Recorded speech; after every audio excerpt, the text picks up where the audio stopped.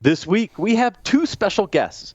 First, we welcome Corey Thuen, founder at Gravwell, to discuss the power of context and collaboration in a data-driven world. Next, we welcome our good friend and former host of Business Security Weekly, Michael Santarcangelo, for a special segment on the anatomy of an acquisition. Business Security Weekly starts now. This is Security Weekly, for security professionals, by security professionals.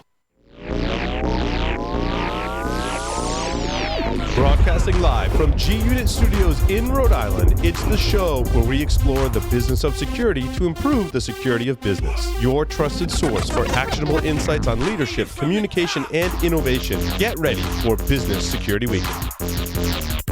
Most breaches are caused by exploiting oversights in basic cybersecurity fundamentals, but complex hybrid multi-cloud infrastructures make cybersecurity hygiene challenging. Red Seal can help. It shows you what's on your network, how it's connected, and the associated risk across public cloud, private cloud, and physical environments. With Red Seal, you'll get control of your cybersecurity fundamentals so you can protect your organization from the inevitable attack vectors and reduce your cyber risk. For more information, visit securityweekly.com/Red Seal. The question is simple. Have any of the systems on my network been compromised? The answer is harder than it should be. Enter AI Hunter. Active Countermeasures has automated and streamlined techniques used by the best pen testers and threat hunters in the industry to create AI Hunter, a network threat hunting solution that does the first pass of a hunt for you to identify systems that are most likely to be compromised and scores the results on a scale from 0 to 100. You can then research those systems in depth with AI Hunter. Focus your valuable time on the systems that need your expertise with AI Hunter. Sign up for a personal demo today at securityweekly.com/ACM. Welcome to Business Security Weekly. This is episode number 188, recorded September 21st, 2020. I am your host, Matt Alderman, here in Colorado. Joining me from G-Unit Studios in Rhode Island are my first two co-hosts for the day, Paul Asadorian and Jason Albuquerque. Thanks, Hey, Matt. I am not as tanned as Jason. Not even close. Nobody is. Are you kidding me? He's so tanned.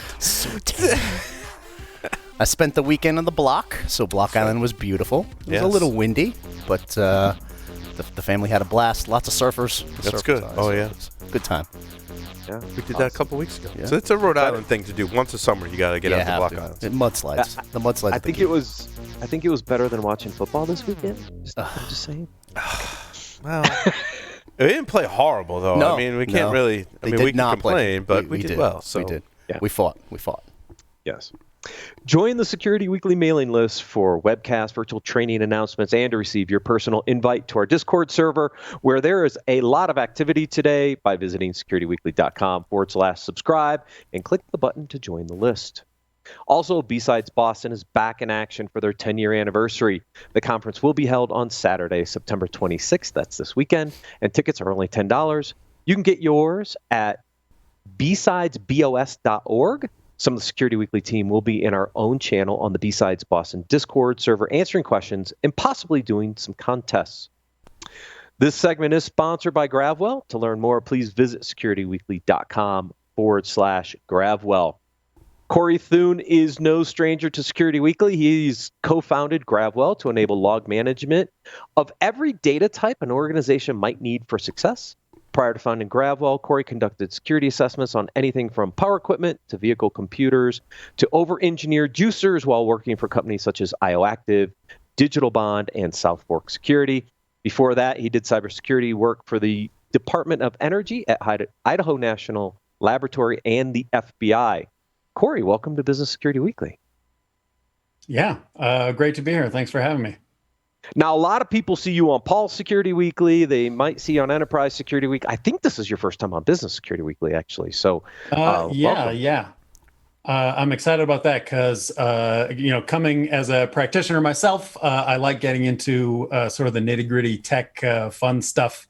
And so we don't always have an opportunity to talk about, some of more of the high-level, decreased risks, increased opportunity stuff that we bring to the table as well. So. Yeah, so let's start a little bit with, why Gravwell? I mean, if we think about the problem statement for a second, I mean, what prompted you to go out and create your own company? Yeah, that's a always the first question, right? Especially in sort of a space that seems like it's got a lot of stuff here. And the reality was we had problems that we needed solving personally. And take that mixed with a little bit of engineering hubris with the classic, like, oh, how hard could this be? We're just, shipping logs.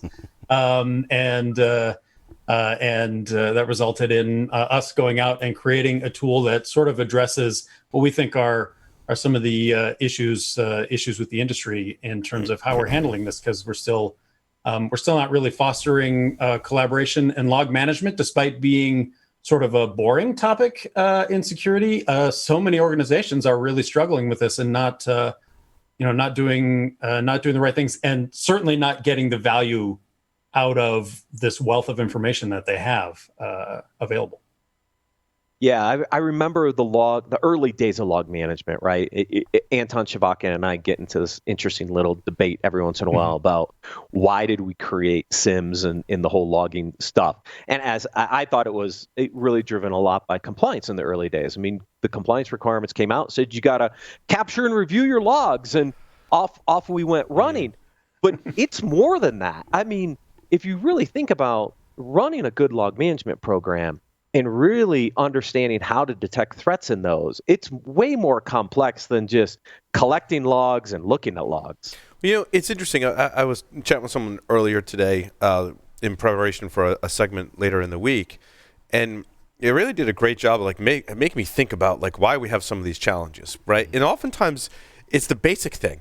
If I'm sniffing the network, I know where to look for source IP and destination IP. In fact, it's very well documented and really just math how I get there if I have a full packet. When I go to logs, where do I go look for source and destination IP, right? And I think that really kind of describes the first struggle that I think and challenge many of us have with logs is that normalization, but broken down into a very simple example like, oh, yeah.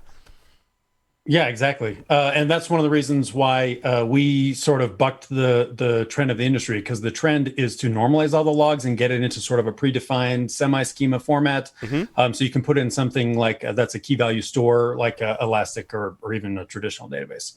But you, in doing so, you kind of lose some information. If you ever played the telephone game, or your kids play it, anytime you whisper something between two people, you're changing from one format to another, you're going to lose information.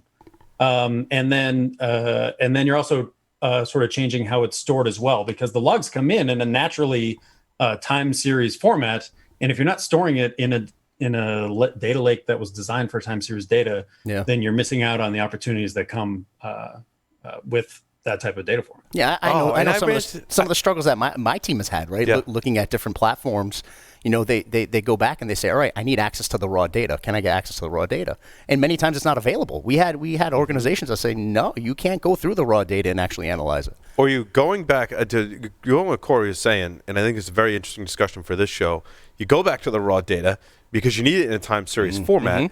But your solutions didn't log it or correlate it in a time series way. Matt, we had this exact same problem with the logs from our podcasts, right? The way we were storing them doesn't easily allow for us to have that time series data. And when we looked at in this case, it's not a security thing. It's like looking at the metrics for our shows.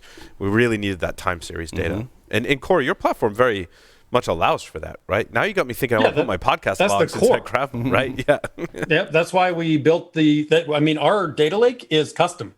We built that from scratch, from nothing. And that was the main driver for that. Like, because we had looked at some of the open source databases like Influx, but it wasn't really cutting it in terms of doing the types of analytics that we needed. And that's exactly right. We built it purposely for that, so that you always have the raw data, because that's our shtick. Put in the raw data, and then that's always there. So any analysis, like we've got fancy dashboards with globes and whiz bangs and pew pew maps and all that stuff, but all that comes from the raw data underlying. You can always get back to it, which is a big deal if you ever have any teams who are if you're doing threat hunting or whatever, you need that kind of information. Or even for our customers who have purely business analytics log cases, like you just said, where you're trying to monitor how well the shows are getting pushed or your viewership of the shows, and seeing if you can evaluate, or you just want to do something like, here's our goal is to increase viewership. There's tons of information in your logs that can be helpful for accomplishing that mission. And so that's That's why we created Gravwell, because we thought there were better ways to go about enabling teams. Because sort of to the title of the topic that we had put together here is the power of context and collaboration in the data-driven world, and making use of the context, because every organization is unique. And so when you have like a traditional SIM that has a rigid set of expectations, and then if you deviate from that, like every organization is different. As soon as you might have one tool that you can like get the events or information out of, and then another tool over here. But as soon as you start to add more, like now you're in a uniquely your context. And especially when you start talking about custom logs and things, then that's always 100% unique. So finding some off-the-shelf thing that claims to do all the the whiz bangs and whatever, like a fire and forget solution, is great for businesses who aren't interested in looking forward. It's more of a reactionary approach. I'm going to fire and forget. I'm just going to I'm going to stand up the SIM. I'm going to look at the events that they come out or whatever. Versus someone who there's so much more potential out of this type of stuff. And I think we're seeing that now. As companies are recognizing, and data science is becoming a department within organizations to intentionally look for opportunities that the data can provide you for better accomplishing the mission. Yeah, and that context is what we were talking about earlier today as well. And it's very interesting. And I brought up the example of a large file transfer. And typically that's my first indicator, but I'm not just looking at that. I want to know what else was going on just prior and maybe just after that large transfer, because that's something that could be completely benign and normal, or it could be really, really bad. And it's only the context around that event that's going to tell you that. And machine learning is great at helping us derive that answer, right? Oh yeah, for some of that stuff, especially when you can train your models and stuff and find anomalies. But that's also where the collaboration aspect comes into play too, like being able to make intelligent use and make sure you want to reduce your visibility gaps, I guess, is part of the point. Because you might have one data source that gives you some sort of weak signals, and that's all it's ever going to give you. Right.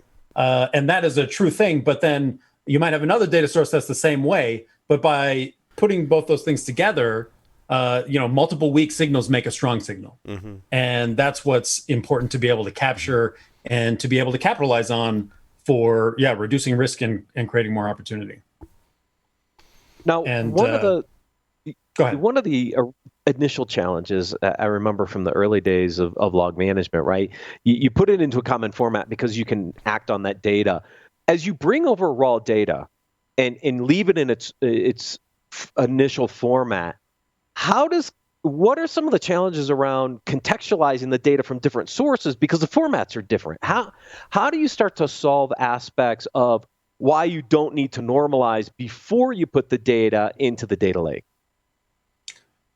So that's where with Gravwell, we put the structure on read. So everything, because we're raw data driven for everything, all the analysis is query driven.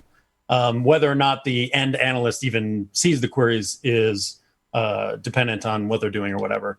But the queries are always driven there. And the first part of every pipeline that we assemble, because the searches are basically pipeline modules, a lot like the Linux command line, if you are a Linux geek, so the first one is always the extraction. And so that's where you'll identify field values. But that's where you can do things like take multiple DNS sources together. If you have like DNS mask and core DNS, because you don't have your DNS infrastructure unified or something, which I'm sure no organization ever has this problem, right? But no, in fantasy land, everybody's always unified on everything, but in reality, that doesn't happen. And so let's say you've got these two different formats, and so then it's at the query time that you'll extract, and then you can normalize them. And that's important because, then you have the raw data if something goes wrong, and you're then able to treat them as a single data source for analysis throughout the pipeline later. But where it gets really interesting is when you get into the data fusion aspects, which is something that I think is unique to our platform, is let's say you assemble a DNS mask and core DNS as part of the pipeline, you feed that in here. So now you've got unified DNS. I can then also with the pipeline feed in NetFlow. And then I've got DNS enriched NetFlow data, all from my raw data. So I can always go back and do root cause if I need to. But then from there on forward, I've got sort of this unified data stream for doing analysis on things, which I think is really interesting and cool to see all the different ways that can be beneficial for just like standard security use cases. It enables better threat hunting and things for reducing mean time to detection.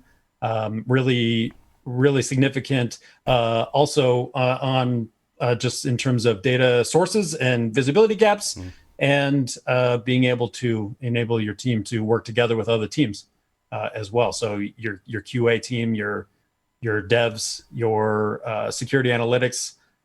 It's kind of time, in my opinion, that the security operations can be sort of a great knowledge source for the entire company, improving the mission as a whole instead of just being like a reactionary security cost center. Right. There's no need to be that way when we have these types of information at our fingertips to help better accomplish the mission.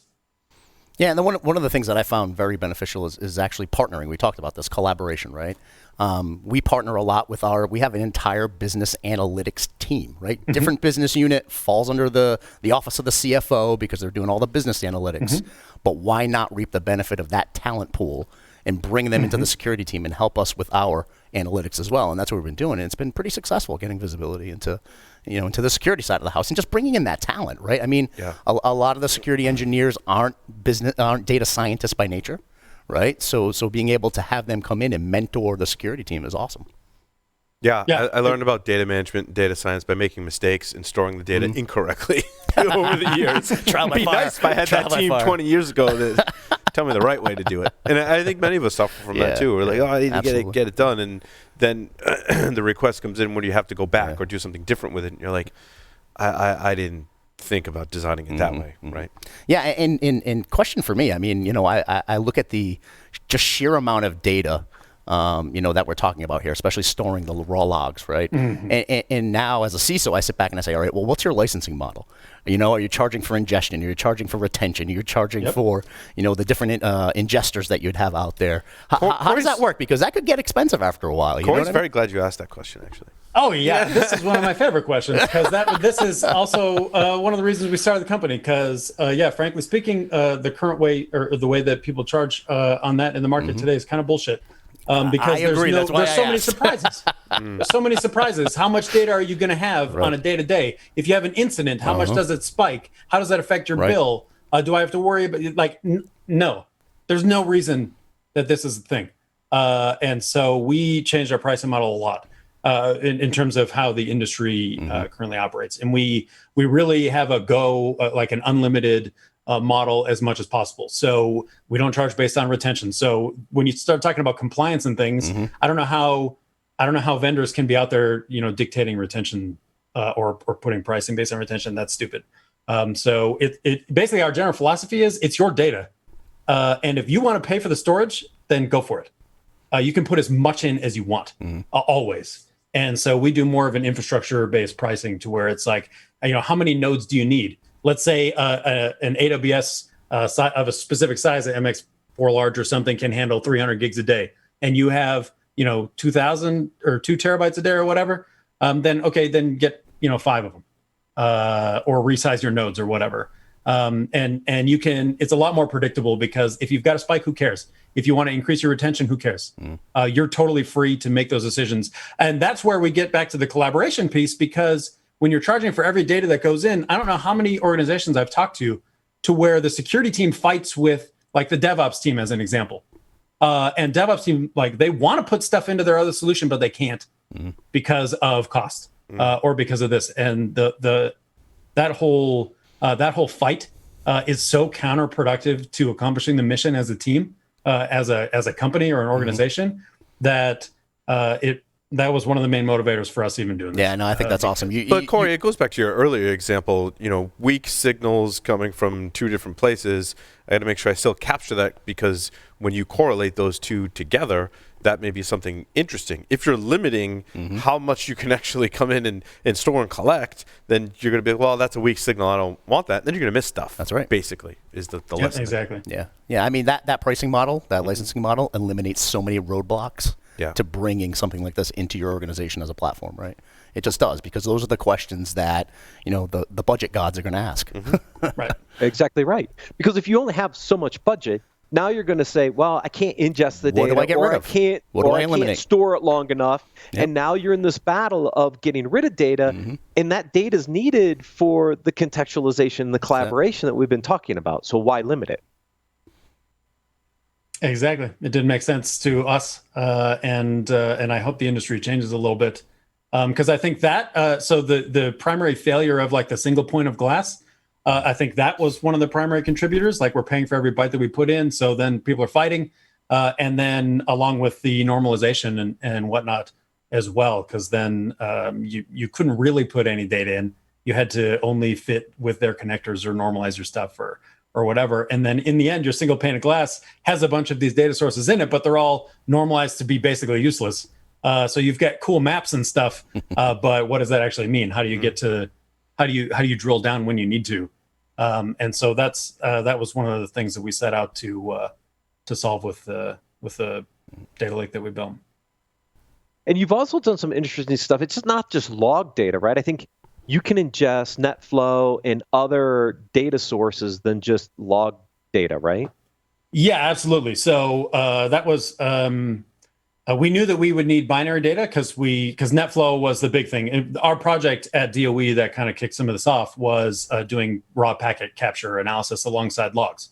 And to use other tools, we had to convert the raw packets into JSON, which kind of sucks for a number of reasons.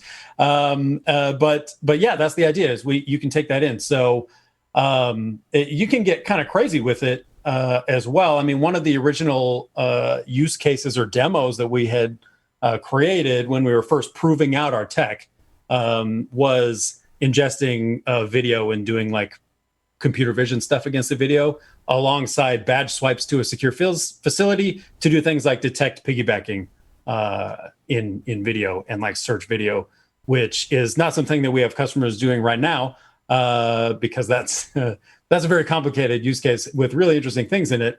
And people, they're struggling enough with basic log management things. But it's like, that's clearly the future, right? The more kind of data sources we've got, the more capability we have to be able to support logs alongside video, alongside network data, alongside, you name it. That's where we're going to be able to do these really cool data science things without having to do, a ton of code, if that makes sense. Like, you can do it with a query instead of creating big Jupyter notebooks or a bunch of code stuff on top of it. Yeah.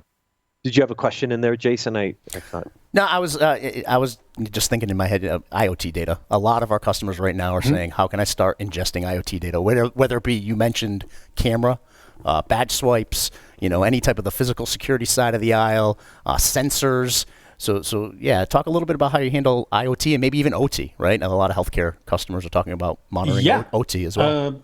Absolutely. And so, yeah, when you get into those types of environments, like the cyber physical, anytime you've got, because as much as we talk about the cloud and the cloud is important, we've done a webinar with you guys on logging in multi-cloud environments. That's all really important stuff, but there's a certain amount of things that where computers affect the real world, you're always going to have hardware. You're always going to have some, on-prem capability, and you're always going to be monitoring those lower levels.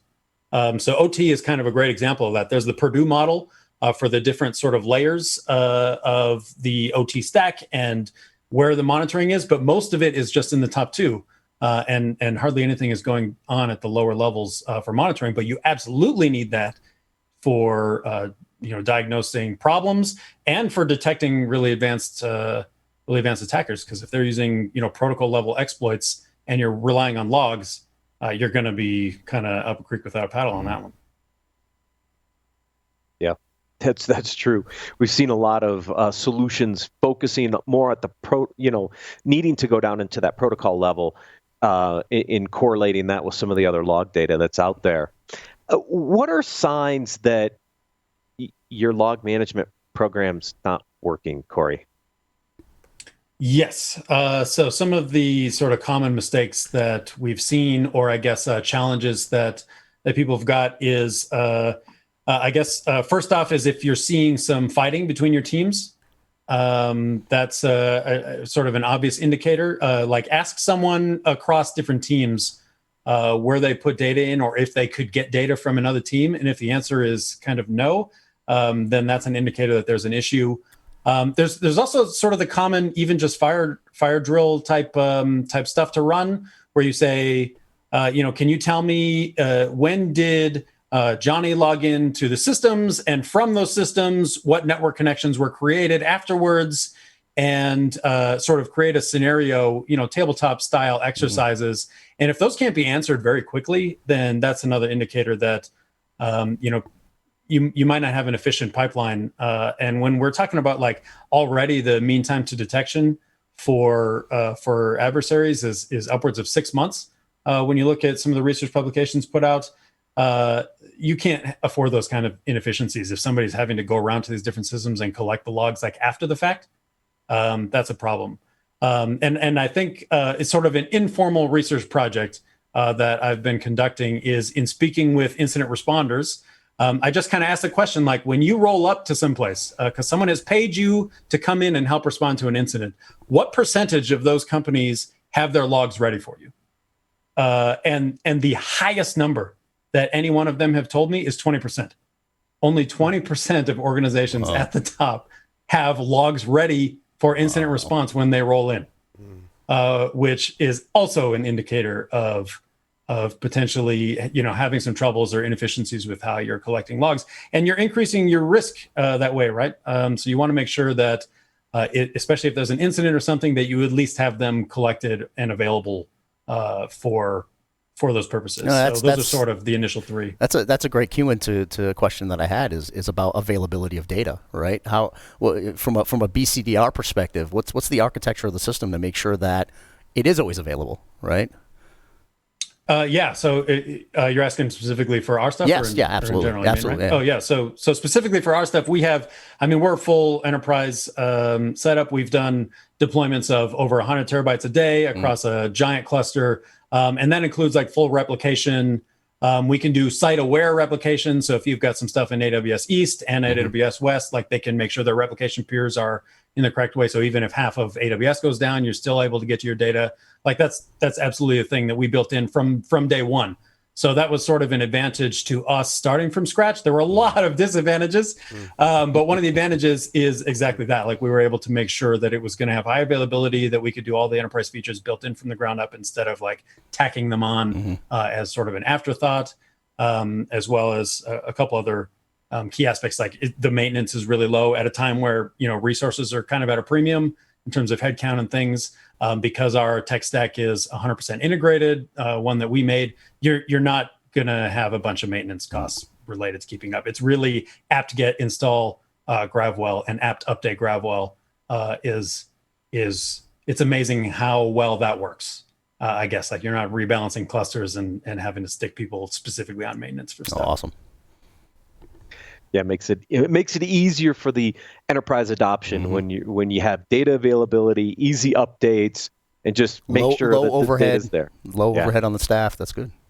Yeah, you get all that as an advantage versus like if you're plugging together a whole bunch of open source solutions, that's sort of the byproduct is there's just more opportunity for things to kind of blow up.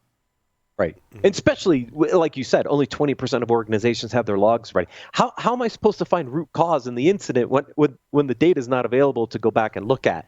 So, availability of that log data and the ability to have it when you need it is a key part of the incident response process. Yeah.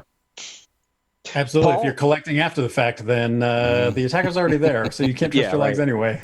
Yeah, exactly right. Well, I mean, Corey, as someone addressed my question was like, how easy is it to get up and running, right? If I've got nothing, I don't have any agents on my systems or whatever. Like, basically, I have to deploy an agent, stand up a server, get them talking, and I'm off to the races. Like, what's the startup time? Yeah, so it kind of depends on how many data sources you've got. But if you go to our website, I've got a video where I literally start with nothing. The Gravwell is not installed at all. All I have is a NetFlow collector. and I go from nothing to full NetFlow dashboards, including some investigation and being able to click around and stuff in less than 9 minutes. Awesome. And that's with me wasting time explaining things as well. So that's where you can get for especially with our kits, which is a new feature that we've got. Like for some of those common data sources, you can be up and running that quickly. But then ingesting a data source that's like proprietary that nobody's ever seen before, you can get that loaded in, and then you're building queries. If you've got somebody familiar with the query language, and building dashboards very, very quickly as well. So it's not just like these. It's not just for pre-canned common stuff. That's the strength of the platform for sure. Getting data in is super fast, and then because it's structure on read, you can retroactively go and do stuff too. So start collecting data, ask questions later. Makes it really, really nice for those purposes. Yep. Awesome. Yeah, it's a great way to think about it. Get the data in, then I can figure out all the use cases I want to go query against. At least you've got the raw data to be able to do the queries against. So that's great. Corey, thank you so much for joining us on Business Security Weekly. Absolutely. Always great talking to you guys. To learn more about Gravwell or their data fusion platform, please visit securityweekly.com/Gravwell. We're going to take a quick break, and then we're going to welcome Michael Santarcangelo and Sam Estrella for our next special segment.